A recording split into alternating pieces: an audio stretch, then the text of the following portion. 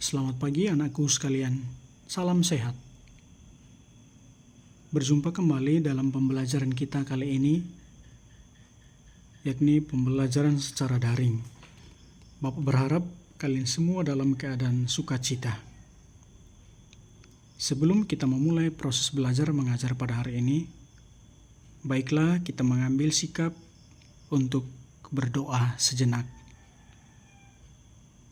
Berdoa dimulai.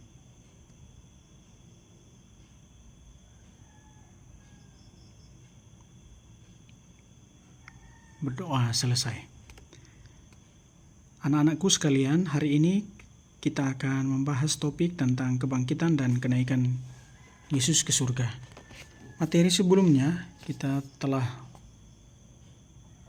membahas topik tentang sengsara dan wafat Yesus. Hari ini kita khusus membahas materi lanjutan, yakni kebangkitan dan kenaikan Yesus ke surga. Berbicara tentang kenaikan Yesus ke surga, itu berbicara tentang iman orang Kristiani. Yesus mengalami kematian, namun Yesus dibangkitkan oleh Allah dari kematian itu sendiri. Melalui kebangkitannya, Yesus masuk ke dalam kemuliaan Allah. Yesus merupakan pemenuhan dari seluruh karya pewartaannya tentang kerajaan Allah dan demi keselamatan manusia. Dasar dari iman Kristen adalah kebangkitan Kristus, sebagaimana ditegaskan oleh Rasul Paulus. Jika Kristus tidak bangkit, maka sia-sialah seluruh iman kita. Bandingkan 1 Korintus bab 15 ayat 14. Kebangkitan Yesus sebagai puncak iman Kristiani ini harus terus diwartakan agar semakin banyak orang yang diselamatkan. Hal ini dapat ditegaskan dalam kitab suci bahwa melalui pembaptisan, orang Kristiani akan menikmati kebangkitan bersama Kristus dalam kemuliaan Allah Bapa di surga. Barang siapa percaya dan dibaptis akan diselamatkan. Yesus sungguh-sungguh bangkit.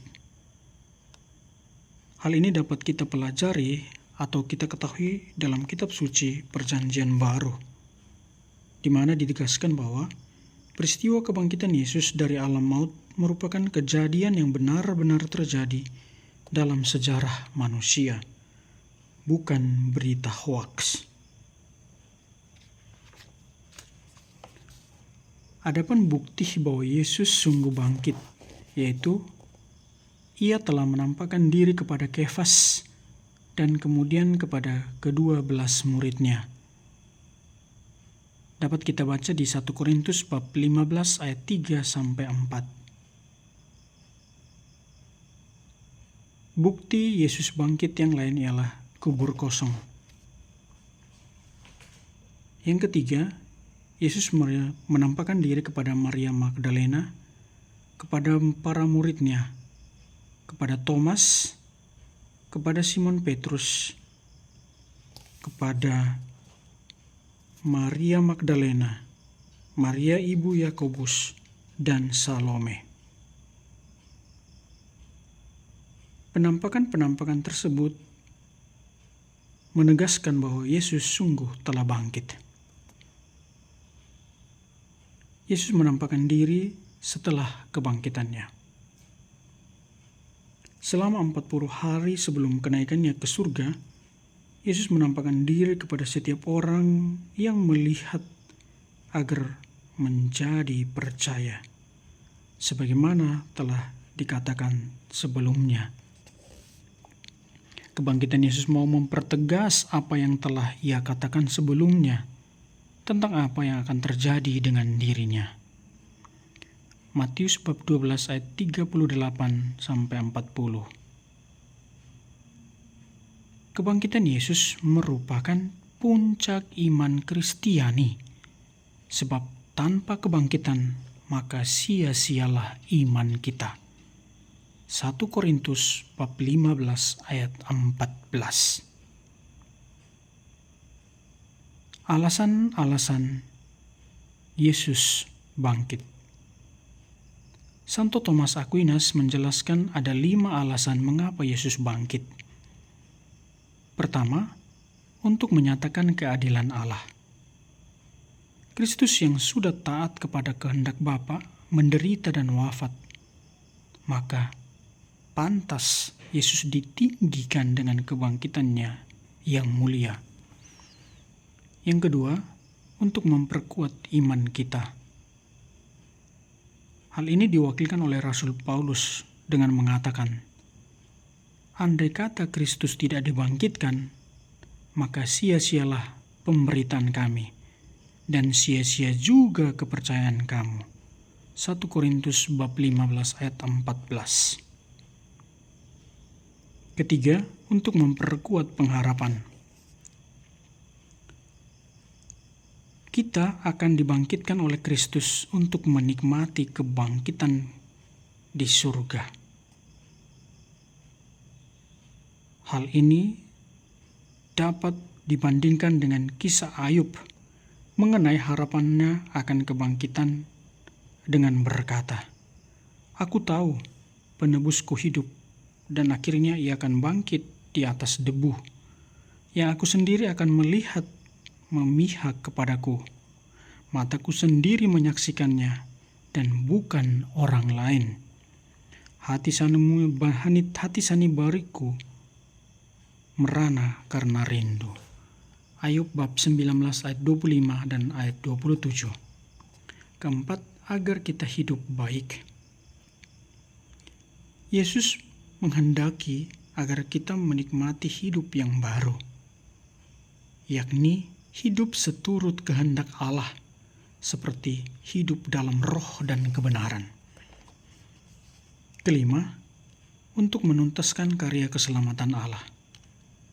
Karya keselamatan Allah tidak berakhir pada kematian Yesus Kristus di kayu salib, melainkan kemenangan Kristus atas maut, yakni melalui kebangkitannya. Kenaikan Yesus ke surga. Setelah 40 hari setelah Yesus bangkit, ia menampakkan diri kepada murid-muridnya, dan para murid masih mengenal dia. Ia hadir di tengah mereka dan makan bersama-sama dengan mereka. Ia mengajari mereka mengenai kerajaan Allah.